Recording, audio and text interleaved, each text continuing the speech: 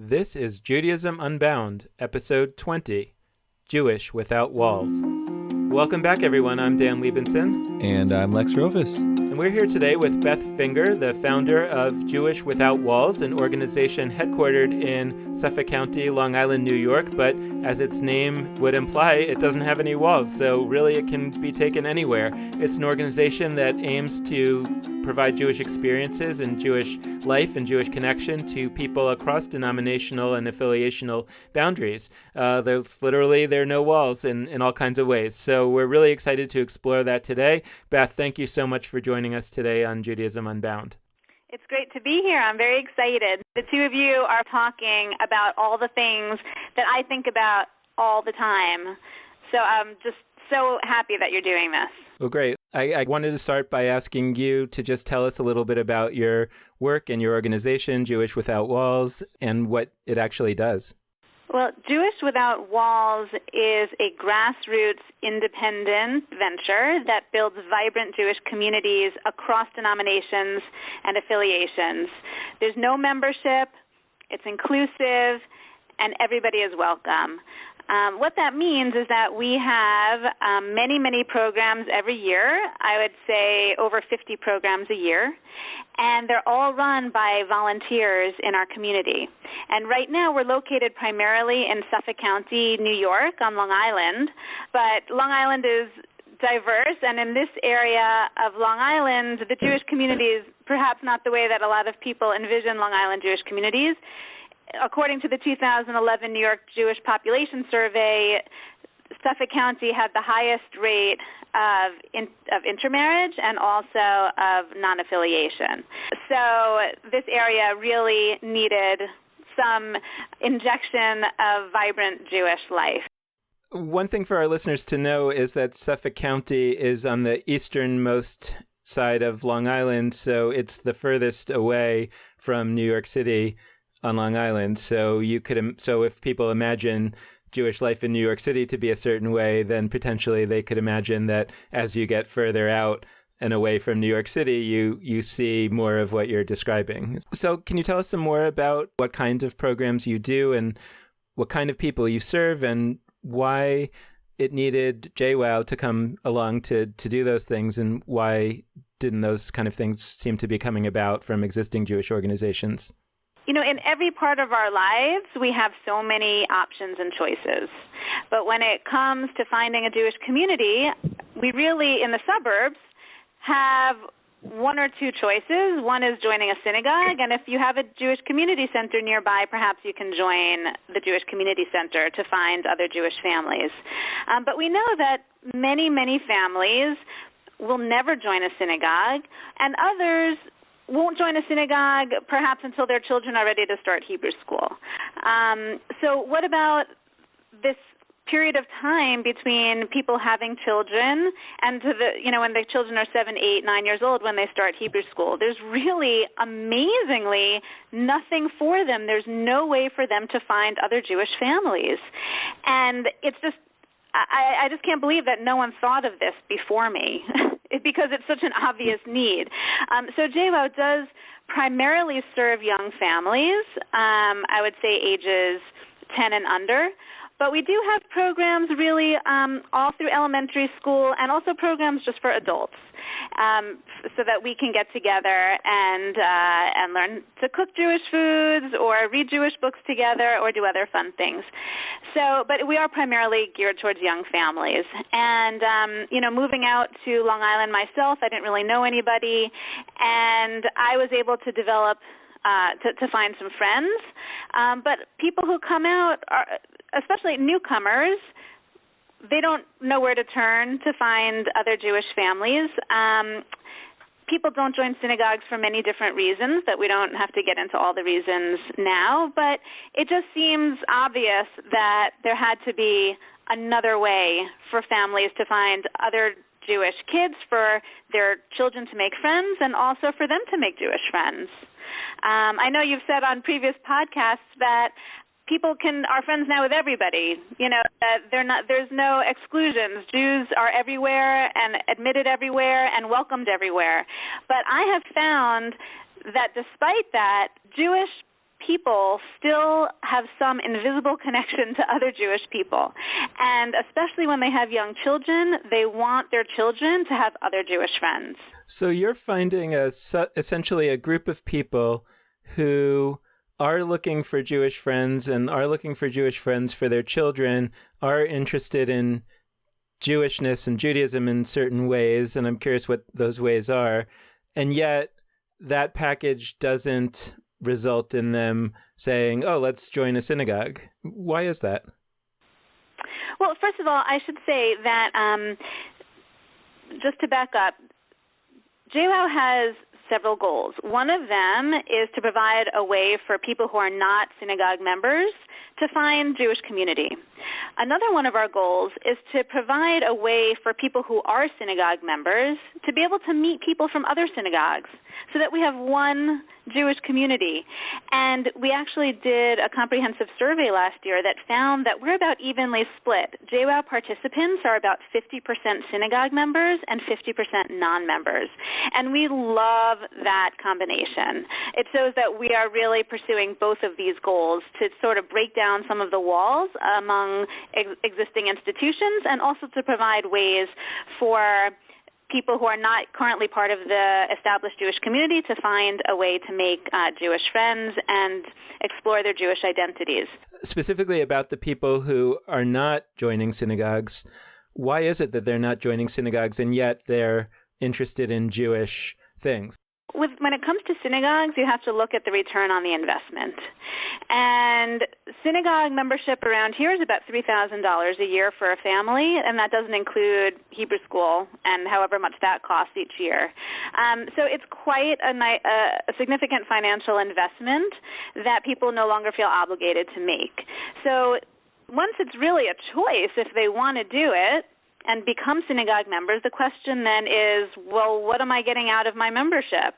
Am I going 3 times a year? That's $1,000 a day. What else is my synagogue offering me that really excites me and interests me and makes me want to join? And I think people are finding that the answer is not much, and so they're not joining. I think it's really interesting the way you put it, which was a return on investment, not cost or unaffordability, right? Because the issue isn't necessarily that people, I think it gets talked a lot about in terms of the affordability of Jewish life, right? But I think that for a lot of people, it's not so much that they can't afford it. It's like if they really wanted it, they could afford to pay $3,000. It's just that just because I can afford to buy something for $3,000 doesn't mean that I would buy anything in the world for $3,000. That my next question is whether this thing that's being sold for $3,000 is worth $3,000 to me. And somehow I don't feel that that's the conversation that's being had in the Jewish community in quite the way that you put it. And I'm really excited for you to have put it that way. Yeah. So I had a question that touches on some of what we've discussed so far. I'm really interested in the title of your initiative. So Jewish Without Walls.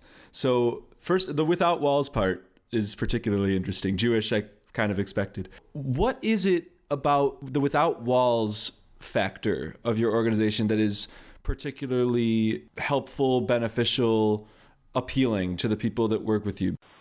So there's 2 things. Without walls literally means we have no walls. So I'm sitting here talking to you from my kitchen, not from an office in a building someplace. And what that forces us to do is to be really innovative in where we have our programs. And sometimes programs that might start out as blah turn into because we have to find some really cool place to have them. And I can give you examples of that. But also no walls literally means we don't have the albatross around our neck of enormous amounts of money that need to be raised to support those walls, to fix the roof and the parking lot and everything that comes along with it. So that is a huge relief, something that I don't envy the synagogues who have to deal with that kind of pressure and stress all the time to maintain those walls. And it also allows us to do a lot with the money that we do have because we can spend it all really on our programs, which is what people want. And then figuratively, we have no walls, which means that everybody is welcome at our programs. We have a really flat structure in terms of the way that we're organized. Everyone is welcome. Everyone is equal. There's no insiders and outsiders. There's no membership, and there never will be membership. If you participate in a JWOW program, you're part of JWOW. You're a JWOWer, and that's it. It feels like in the past, there was this strong sense that we're one people, and yet our Jewish lives were so sectioned into these particular denominational subgroupings. Our entire Jewish life would be built around our Reform synagogue, and we would have very little to do with anybody that went to the conservative synagogue. And yet there was this sense that, well, of course, we're all one people. Now I feel like this sense that this question of whether we're all one people is a little bit in question. And yet what you're building is something that kind of cuts across the lines that used to functionally divide us and, in a sense, are revealing an interest in being one people that was almost invisible under the old structure in a certain way. Yeah, I think people today don't care about those lines. They're not theologians. They can't tell you the difference between conservative theology and Reform theology and feel very strongly one way or the other. Basically, what we're talking about here in suburbia, at least, is secular Jews who still feel very proud to be Jewish, who want to be able to pass along Jewish traditions to their children, who want their children to be able to celebrate holidays with other Jewish children. And these walls were put up by insiders who might still feel very strongly about those walls, but regular people in the street don't even understand what these walls are about.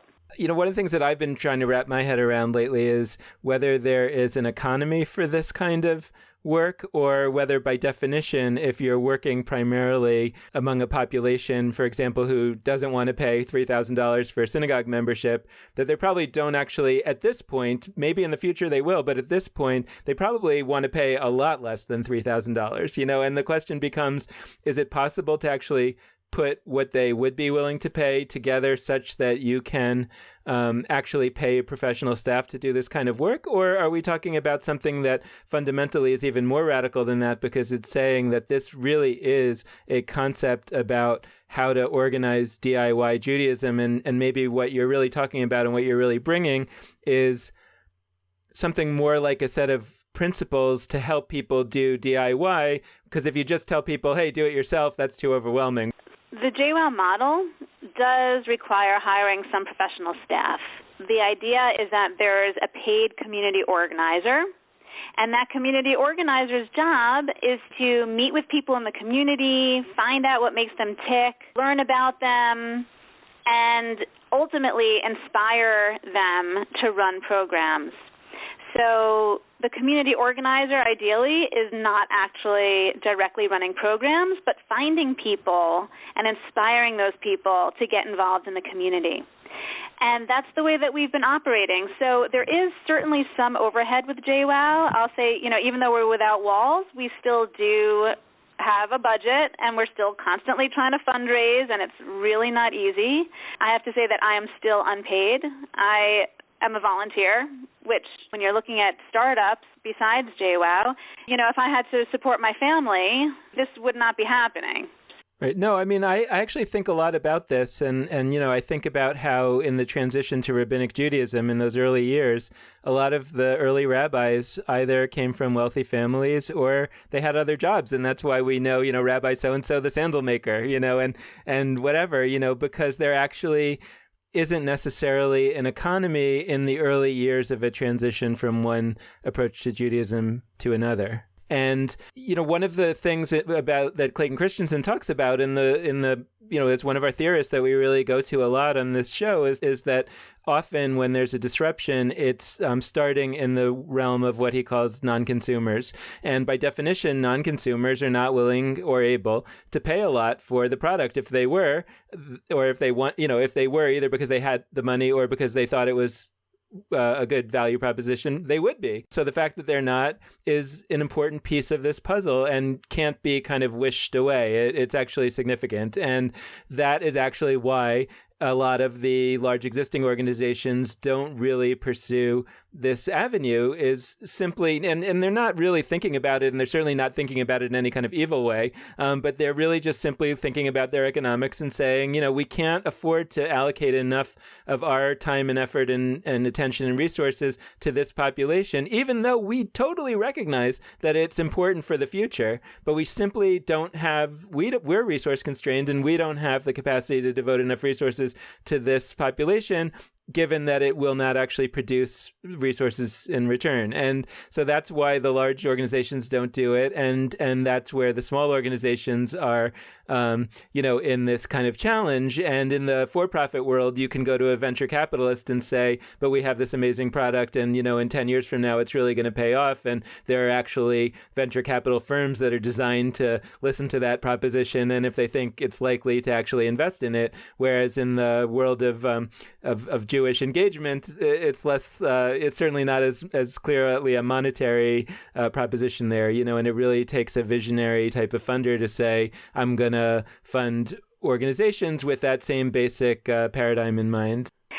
Although I have to say, there really are, even since we started JWOW, there are many more organizations that have been created to support startups, Jewish startups, which is nice. People see the writing on the wall that we need to be in a lab right now testing out all kinds of new inventions, on how to engage Jews. And so, you have from Slingshot to Upstart, Natan, Joshua Venture, ROI, you really do have all of these kind of incubators and organizations that are trying to help startups. One thing I was curious, as I think about the kinds of things those groups are funding, who are the kinds of organizations out there, maybe geographically close to you, maybe not, that you see as sort of your peers that are similar to you? Yeah, I've really investigated this, and the truth is that JWOW is unique. There is nothing else like it. There are some really cool startup, volunteer-driven minyanim, which are synagogue-based startups that are doing awesome things, but at the end of the day, they're a synagogue. So what makes JWOW unique is that we are not a religious organization. We focus on Jewish culture and Jewish friendship and experiential Jewish education. So in terms of that, as far as I know, we're the only ones doing anything like this because we know that this is what most Jews want. Is they're not so interested in the prayer. They really want Jewish friends. They really want to learn Jewish traditions and pass them on to their kids. That's really what they want. That's what they're looking for. But amazingly enough, and I've looked around, JWOW is really the only one providing this kind of Jewish experience. I would say Big Tent Judaism is an organization that has taught me a lot of what I do in terms of public space programming and how to be very sensitive in the way we advertise our programs and think about our programs so that we take down all the walls and make it so that everybody feels included and part of us. Just as an example, when the community was planning to do a community event for Lag BaOmer, they wanted to call it a Lag BaOmer picnic. And I said, no one's going to know what Lag BaOmer is. Even Jews don't know what Lag BaOmer is, let alone any kind of interfaith family. And as soon as they see that, they're just going to shut it out. They're going to think this isn't for me. So what we have to do is say family picnic in really big letters, and then in small letters you can write to celebrate the Jewish holiday of Lag BaOmer. So that people feel like this is something, now I understand what this is, and it's not immediately putting up a wall that turns people away. And that's just an example of something that I've learned from Big Tent Judaism as part of their professional affiliates. I really learned a lot about that. Also, like going to street fairs. people say, where do you find these people? Where do you find unaffiliated people? I mean, we're literally out there. We are in the supermarket doing Passover in the matzah aisle. We are at local street fairs over the summer with our table and arts and crafts, and that's how we meet a lot of people. Our biggest program each year is Hands on Hanukkah, which is a Big Tent Judaism registered program, and we do it in our local shopping malls, two local shopping centers we do it in, and we have about 1,000 people who come to these programs. And basically, as the shopping mall is decked out for Christmas, green and red everywhere with a big Santa in the middle of the mall, and then suddenly there's this oasis of blue and white for 3 hours one day where we have just Hanukkah music playing and all kinds of activities for kids and adults and live entertainment, and people love it. And they are so proud to be Jewish. They love for their kids to come and see all these other Jewish kids, to show them that they're not the only Jewish kid, even though they're the only Jewish child in their class, but look around at all these other Jewish children in our area. And they are so thankful to JWOW. I get emails of thanks all the time after that program for providing something so special and Jewish in a public space. Makes them very, very proud. So interesting what you're describing, and I want to step back from it for a second and just sort of describe it sort of analytically from my perspective, because I think it's really interesting on a few levels. One of the things about Big Tent Judaism is that I think when they came about, and primarily what their focus is to say to existing types of Jewish organizations like synagogues, here's how you should connect with the people that aren't connecting, and they have all these strategies like the ones that you just described. And some synagogues actually do those things and learn from Big Tent Judaism too, and probably a few do it a fair amount. Probably most of them do it a little. And here you are, this one person, out on Long Island, right, who says, I can take those strategies and build my entire organization around them. Let me actually take that as an opportunity to explore your story a little bit, because I think what's really also fascinating to me is that, well, two aspects of it, right? Number one is you're saying not only 4.5 years ago, when Jewish Without Walls was founded, was there nothing like this in the country, but now 4 years later, after its success is proven, there still isn't anything elsewhere in the country. And so my question is generally why that is, or what, do you have any sense of why that? And number two is I guess I want to explore this question of, what is it about you that made you do this? Like, how did you move from that recognition that there's something that should be done to, I'm actually going to do this? I don't know why there aren't more organizations like Jewish Without Walls, and even more frustrating, I don't know why we've had such trouble expanding, because we're poised and ready and desire to expand to all different communities. So if there's anyone out there who's listening who would like to have a JWOW in your community, get in touch with me, because we are so excited and ready to expand. But so far it hasn't happened. We have expanded, actually. I should back up a little bit. We did expand to Queens. We have some JWOW programs now going on in Forest Hills, and we also expanded from Central Suffolk to Western Suffolk. So there has been some expansion, but not the way that I envision JWOW as really being the next movement in the American Jewish community, because we're really seeing what people want and then empowering them to make it happen. So my background is I grew up in Brooklyn in a totally secular home, but my parents sent me to an Orthodox yeshiva through 6th grade, and that had a strong impact on my Jewish knowledge and the struggle between what I wanted, what I was learning, and what I was doing. My father was very active in our local Reform temple. Then, as a teenager, we became very involved in our local conservative synagogue. Meanwhile, I was going to an Orthodox sleepaway camp and living an Orthodox life for 4 summers with other Orthodox people. So I really felt very comfortable in any setting. You know, I could dive in with the best of them in an Orthodox shul, and I could, go out and have shrimp with my friends and feel totally comfortable. So I really had quite a diverse upbringing. And then in my family, I'm the youngest of 5, where we had even a microcosm in my own family. I have a sister who's ultra-Orthodox, sister who's modern Orthodox, brothers who fall also somewhere on the spectrum, and myself. And so, but somehow we were always able to get along with each other, and we were still able to go over to each other's homes and celebrate kids' birthdays and that kind of thing. And then professionally, I started out by accident getting a job at Brooklyn College Hillel as in the first class of the Jewish Campus Service Corps, which is the Steinhardt Fellowship.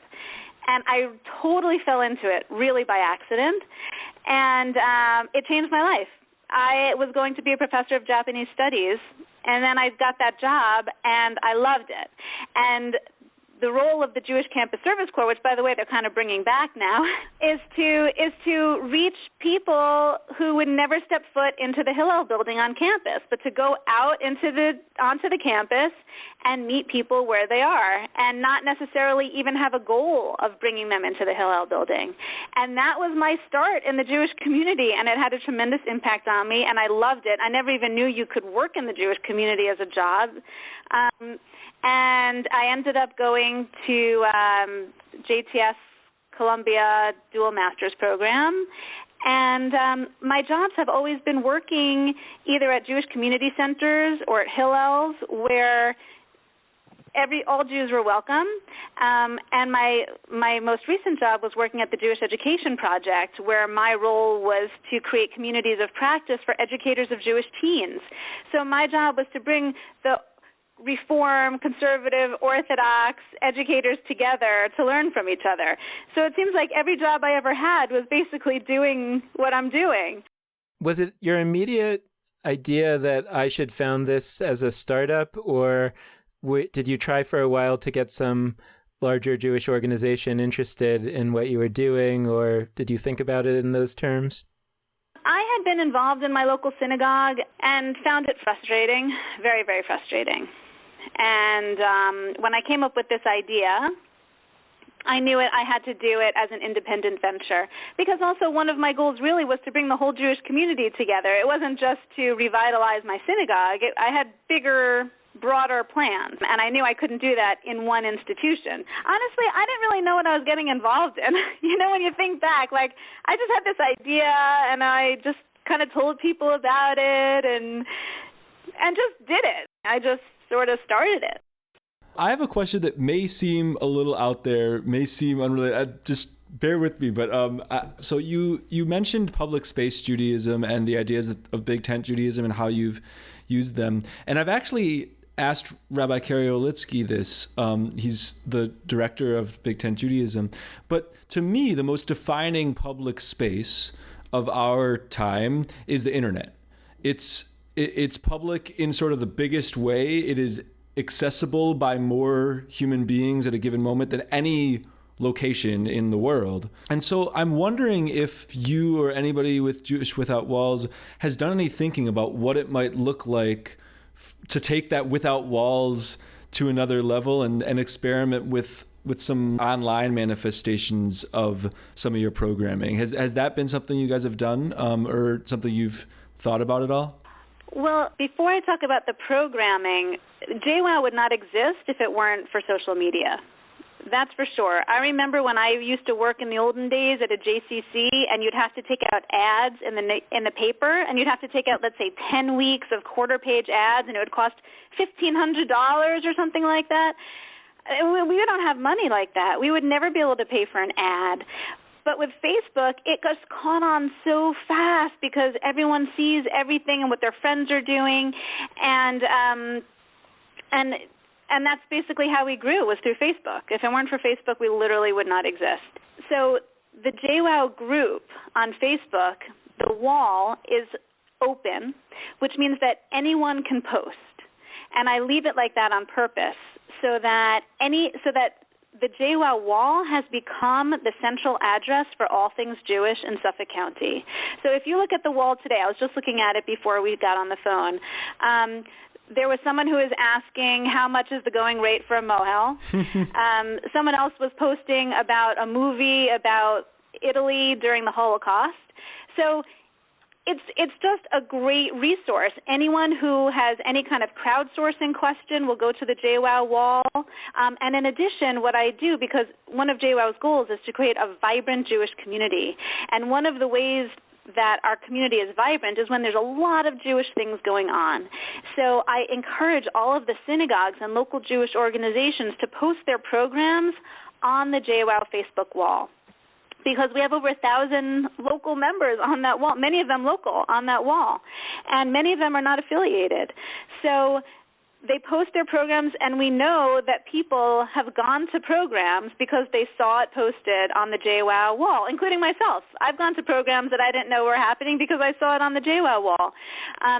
So it really is something that I spend a lot of time sort of curating that wall. I take it very, very seriously, and we found from a survey that we did that people feel a sense of Jewish community, even if they've never physically been to a JWOW program, because of that wall. And it's not something to be taken lightly.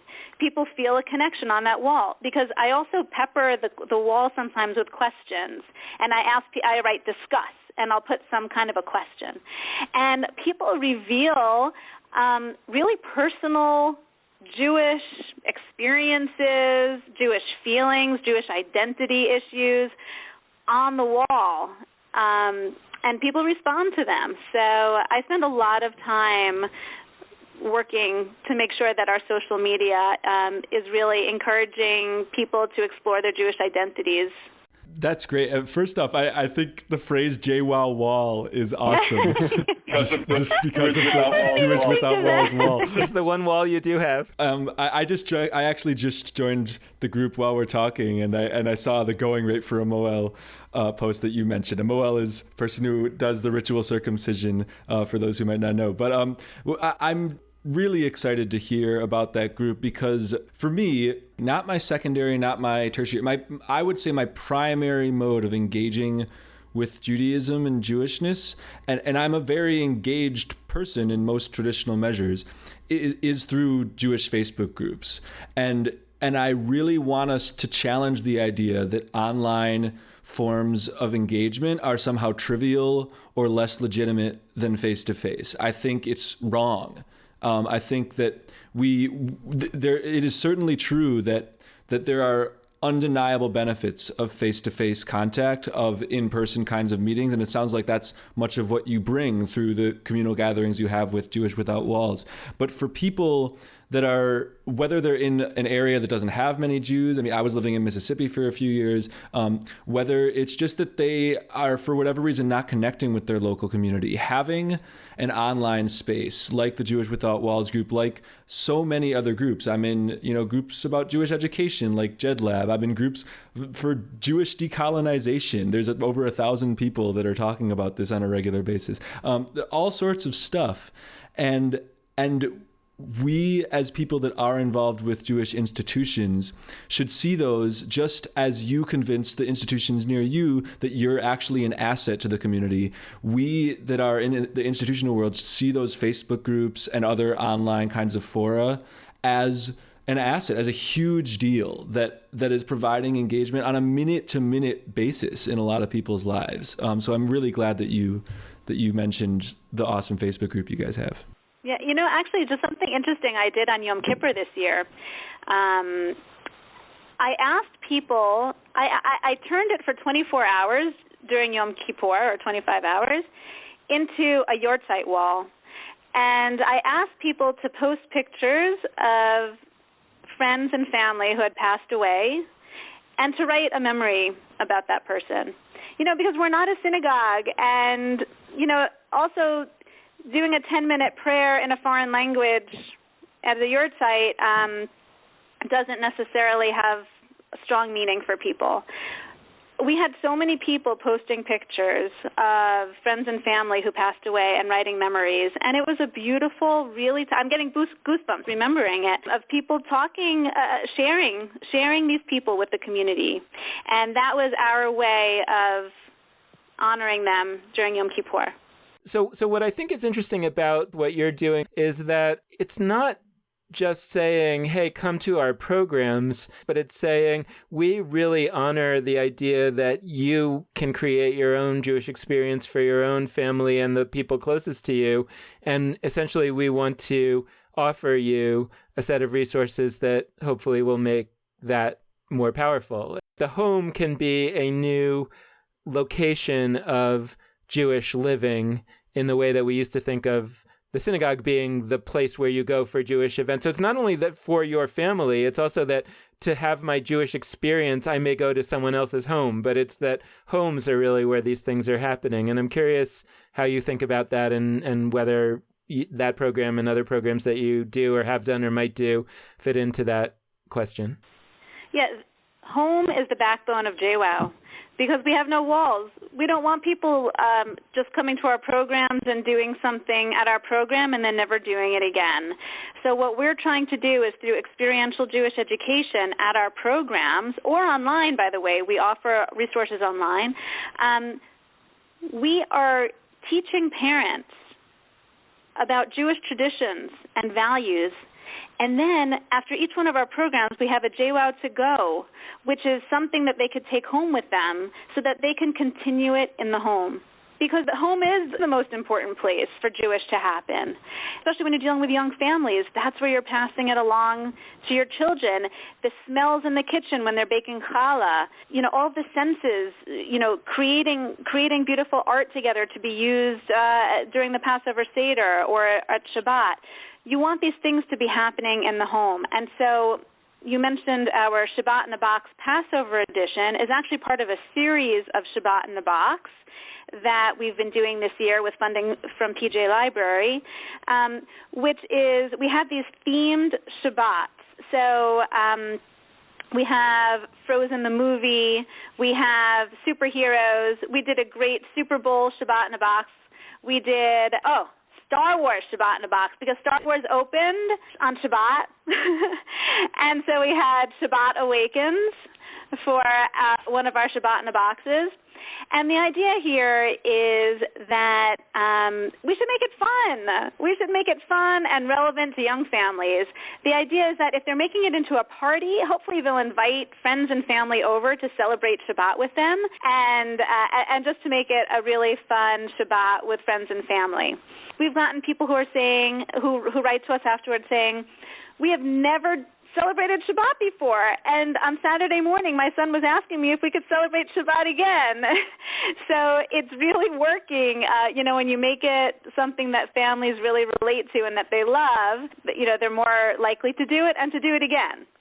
I'm curious about whether you have thoughts based on what you've experienced of what kinds of things adults might be looking for and respond to separate from the question of their children or their families. One thing that I'm thinking about is just PJ Library, in the sense that when my kids were very young and they got the PJ Library books for little kids, they were good and we enjoyed them. But, you read them, they were kids' books, you read them very quickly and they were over. And then you had to wait a month for the next one. And then when my kids got a little older, the PJ Library started to have these chapter books for older kids. And they were phenomenal, and my kids would spend days and days reading them.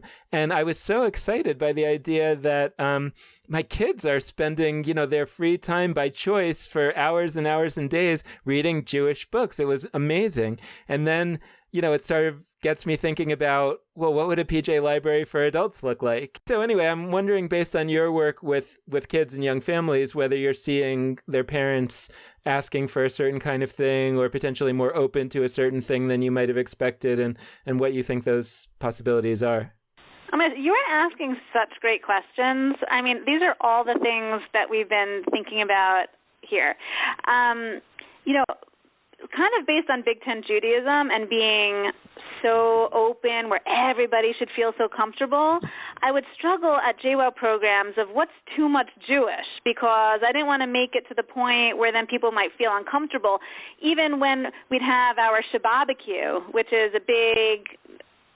It's just this great program we do at the end of the summer where it's a Shabbat barbecue on a Friday night, and we have loads of young families come. It's outdoors, and it's just great. Where I was struggling, should we say the prayers over the challah and the grape juice and the candles in Hebrew, or is that going to turn people off? Like, really just concerned about all these little things. And from a survey that we did, we found that I don't really have to worry so much about that when people are coming to JWOW programs, it's because they really want the Jewish. And about a quarter of the people who we polled said that they actually would like more Jewish at the JWOW programs. So people really do want it, meaning the adults. And we actually found also from the survey that 54% of people said that they would be interested in adult Jewish education, which we were really surprised about. Now, would they actually come and make the time is another question. Oh, but I think, Lex, you had asked before about using social media or online for something. You right. asked something about that, which I never answered, but it applies to this. So something that we were thinking of doing was offering adult Jewish education. Right now, if you want adult Jewish education here, it's at a synagogue, and it's taught by a rabbi, and it's like right during, getting your kids in homework and into bed. I mean, it's the worst. So young families, there's literally no option for adult Jewish education except online, maybe. So what we were thinking is having JWOW adult Jewish education, where it would happen online, and it would be for maybe 30 minutes. It could be from like 9 to 9:30, and it could be through Skype or through some other online meeting platform, and it could be taught by anyone, not just a rabbi. In fact, having it being taught by a rabbi would probably be the one that we would want least. It would have to be something really interesting, maybe someone who does the news on TV, on our local news, talk about what Judaism means to her or something like that. And it doesn't have to be an hour. And the person can be in their pajamas, watching it from home. But it would be local people, so you would know, hopefully, the other people from JWOW who would be on it. It's not like a national program. It would just be local JWOW people. And so we've been playing around with ideas like that to offer people the adult Jewish education that they want, but make it in the JWOW way. One thing I've seen, at least out here in the suburbs, is that the parents are really, unfortunately, Jewishly illiterate, and they know it. And so when they're coming to these programs with their young children, and we're teaching very basic Jewish ideas and traditions, they are learning right alongside their kids. And we try to have differentiated learning at our programs, something for the adults and something for the kids, but I'm telling you, the parents are just soaking it in because they really do have a desire for their children to know these things, and they know that they're just not equipped to pass it along. And I had a light bulb moment recently where, people wax nostalgic for the synagogue of the 70s and the 80s where it was bursting at the seams and there were so many Hebrew school classes that they were meeting in the hallways and, it just seemed like such a vibrant synagogue.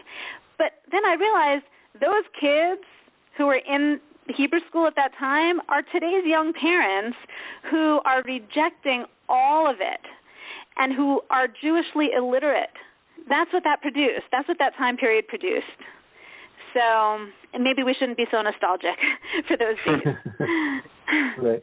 It's an amazing time to be Jewish because there's so much freedom now to be creating new things that are really relevant to people and that are interesting. And it makes Judaism something that they want to be a part of when there's something exciting going on. And they're not obligated to do it. They're getting involved because they really want to. Well, as we wrap up, I'm just wondering if there's anything else that we didn't ask or you didn't have a chance to say that you'd like to be able to say. Well, 40% of JWOW participants have actually been volunteers who have hosted or organized JWOW programs because we really want to encourage people to be prosumers of their Jewish identities and to create the programs that they want and need. and not wait on the sidelines for someone else to do it for them.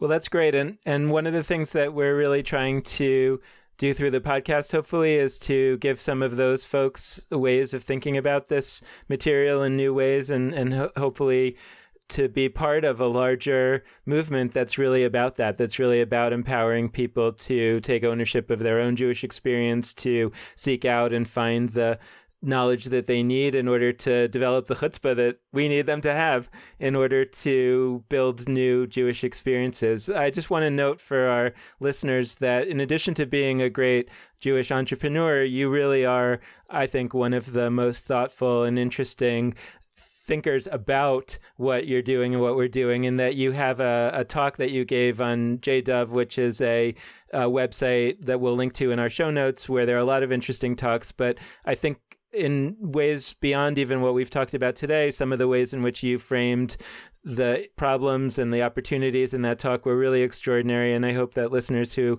have enjoyed this conversation will go there and get even more of you, and that we'll start to look at your website. And I hope some people out there will be contacting you to say, how can they start a JWOW in the place where they live? So thank you so much for being with us today. It's been so great to have you. Yeah, thank you. I am just thrilled that you two started this podcast, and every Friday I just look forward to the new episode. Well, that's pretty great to hear. Thank you once again to Beth Finger for coming on to our podcast. It's been wonderful to have you. And we want to close out our episode by mentioning, as always, the different ways that you can be in touch with us. So first, there's our Facebook page, Judaism Unbound. You can also find our website, JudaismUnbound.com, that has show notes for every episode, including this one. And last but not least, we have our email addresses, lex@nextjewishfuture.org and dan@nextjewishfuture.org. With that, this has been Judaism Unbound.